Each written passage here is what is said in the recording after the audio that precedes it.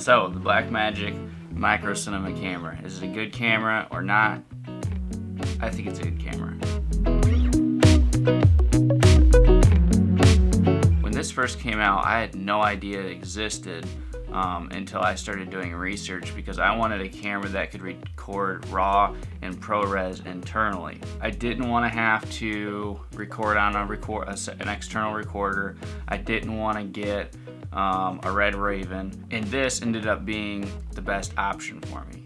So I want to talk about some of the pros and cons, things I like, things I don't like. But let's just start with the basics of it, and that is, yes, it does record RAW internally.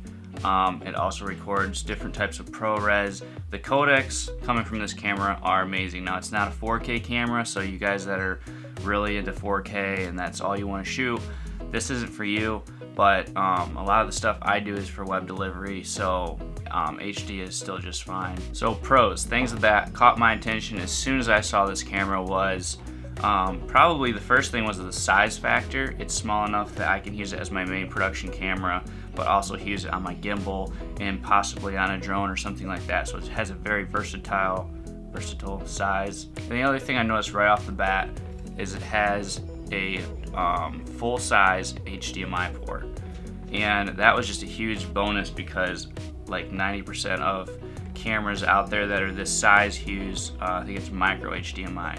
So you're always having to put some sort of a clip on a rig, or if you don't use anything like that to keep your cable secure, it just breaks off and you end up going through like 5 cables. And then the battery, that was another thing I loved, is that it uses these LP-E6 batteries. And I already have Canon gear. My main camera I'm shooting this on is a Canon 70D, and I also do all my photography on that. So I have one battery lineup that I can use across the board on my main production camera for video and my main photography camera. The other thing I really loved about it was the kind of recording media. The kind of recording media that it uses, which is just SD card, just normal high speed. Like it is a 128 gig card from SanDisk. It's 95 megabyte per second SDXC class 10 card. So it's a relatively cheap card, and you can get a lot of data on here, especially if you're recording RAW and you're burning through data. That's just a very affordable way to record really high codecs and bitrate stuff compared to like Red Mags or any of these other bigger cards that you got to use. And then comes the cons, because unfortunately this camera has a lot of them, especially if you're wanting to do what I want to do with it, which is to use it as a main camera. I would say the first thing that everyone sees as a con, or at least something that's gonna have to be a workaround, is the fact that it has no LCD screen. I mean, there's not a screen on this camera. And so obviously you're gonna have to run with an external monitor. I didn't see that as a big issue. I saw the full-size HDMI and I was like, hey, I can deal with that. The second thing I think was the biggest con for me, and probably for a lot of people, is the sensor size. And I have a speed booster on here, which is how I kind of worked around that issue. But it has, I forget what the size is, but it's smaller than Micro Four Thirds. I mean, it's a small sensor size, so you know, it's not gonna be a great low light camera. It's gonna be, I mean, for me, I didn't buy it for that. I bought it so that it could shoot RAW in properly lit conditions.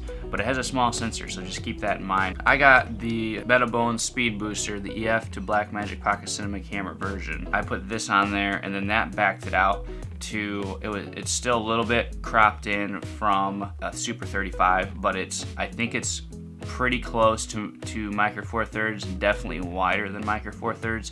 So it's kind of like, it got it to the point where I could work with it. If you guys want to know about the glass I'm using and the lenses, I'll come up with another video going over that. The other issue that I had, the main issue I had, was these buttons right here.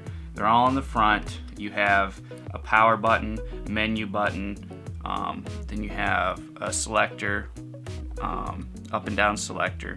You have an enter button, and then you have a record button. All these buttons are on the front, which is obvious because Blackmagic made this camera as kind of they made it to be like remote controlled and either as like a point of view camera or something that you would put on to a drone. So I understand why they put them on the front so that you can easily access them when it's in a tight corner or something like that.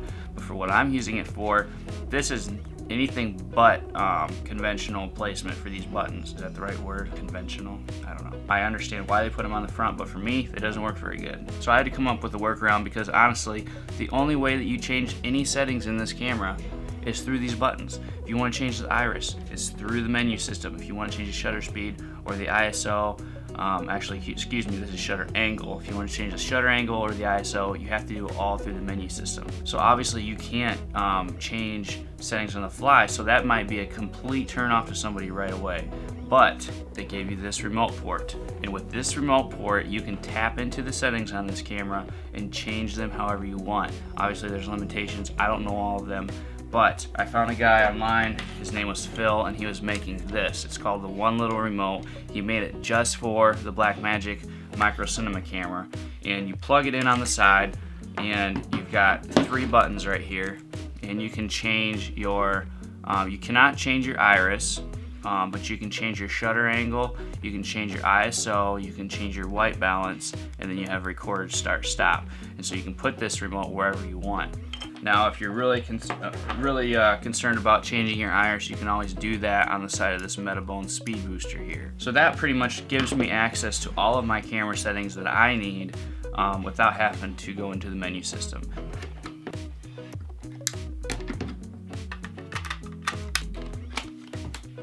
This is my camera all rigged out, and obviously right here you can see I have my remote switches.